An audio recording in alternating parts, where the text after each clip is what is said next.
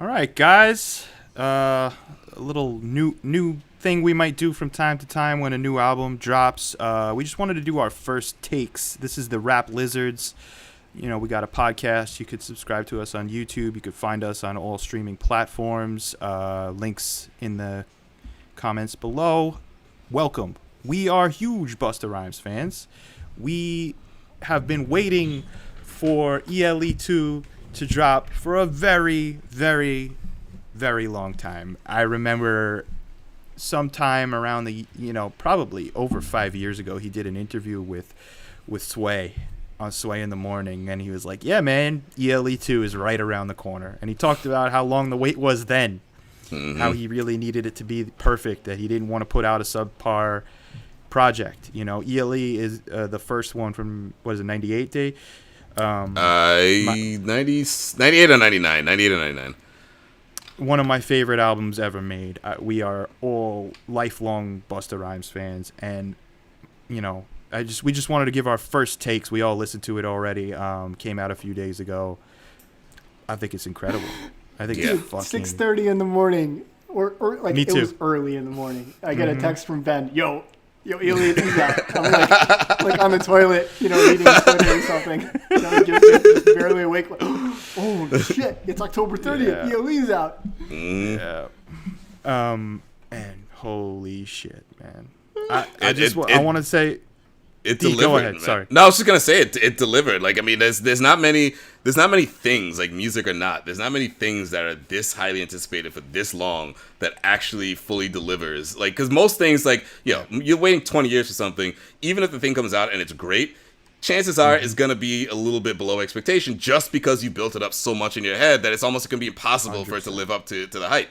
And he never somehow building it up. Yeah, exactly. And somehow this motherfucker does it. Like, I don't understand. Like, even the tracks that we were kind of like, let's be honest. There were a couple singles that came out where we were like, this is the direction Busta's gonna go. Sound a little more poppy. I want to say what was the that first one that came out? Was the one with Don with and the Rick Boss? Ross?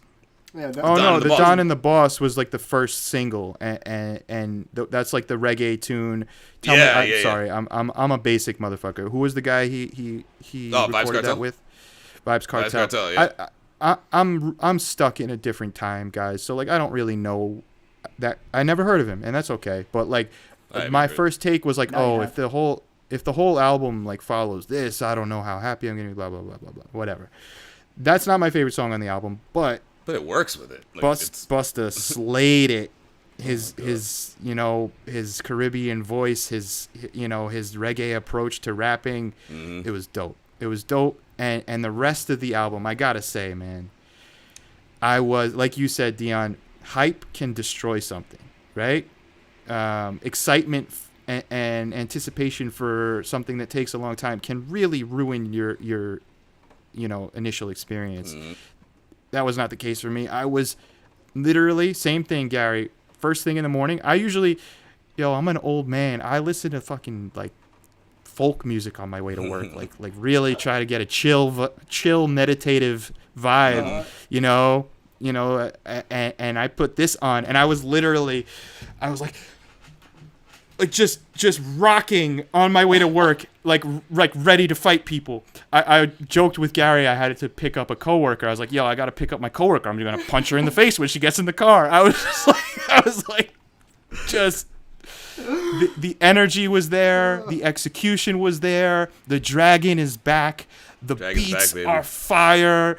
Everything. It's fucking dope. And just so you guys know, we do a podcast where we examine the albums we love, and there is an episode around the corner. We already did a Busta Rhymes episode on When Disaster Strikes. You could check us out, like I said, the Rap Lizards podcast. We're on all streaming platforms, but we're gonna do an in-depth episode on this album, but it might come out after a little while because we all got other shit going on, and it takes us a while to edit these shows. So we really wanted to give you our first takes. Yo, Just watching Benny. Gary's smile is I know, that I says know. it all, I man. mean, it made me so happy because I follow, I try to get as much Busta Rhymes as I can. I follow him on Instagram, etc. And he'll put out videos, leading up to a release of something, hype it up and talk about it. But it's Busta Rhymes. He's doing his low stringer bell voice. He's got this album's one of those albums you could listen to from start to finish. This is one of those joints. It's rare, and I'm like, all right. I mean, yes, awesome. Can't wait. Can I just listen to this thing? It did not disappoint. I'm shocked, honestly. And this, admittedly, I texted you guys and I was like, I'm a little worried.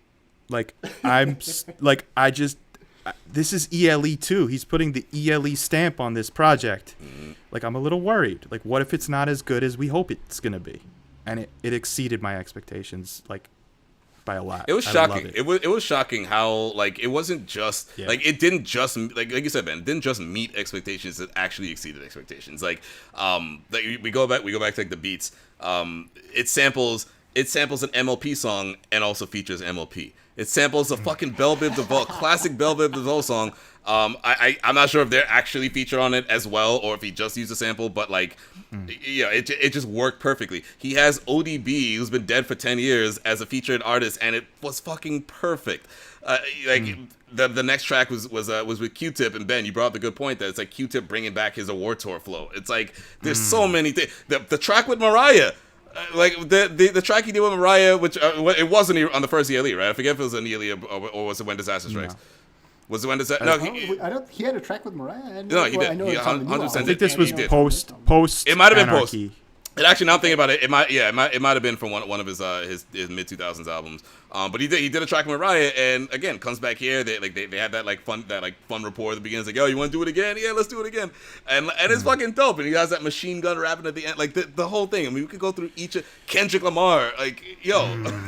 How did he? No. Let me. It's not how did he get this done. He got it done because he's Busta fucking Rhymes. Of course, he's gonna get it. Busta motherfucking Rhymes. But I mean, bro. Jesus, man. The Chris Rock interludes. Mm-hmm. And we got So the preview good. of that from all those social media clips, or I guess it was the one big commercial that Chris Rock had been doing. But yeah, just the fact that with Chris no Rock. release date, that first commercial with no release date, we're just hold up, we're very happy about this, but there's no date. There's no date. Oh man, At any rate, dude, we give it. How many thumbs do we have? 6 thumbs up. Yeah. Right? Well, 6 you know thumbs what? up on this motherfucker. It's so good. Bust your thumbs. Let's talk about it. I'm gonna hold my thumbs in my fucking pockets. I mean, you guys know what it's about. Let's talk about it. I'm excited gonna to talk to do- you both about it. Yeah. It'll come out after our MF Doom episode. We just recorded an episode on Food, one of our favorite albums ever. Again, these episodes come out after we edit them, so that it's a ways away. So we just wanted to get our first thoughts out there. Hope to see you guys on our show. Come check us out. Thanks for listening. Thanks for checking in. Peace. Peace. Peace.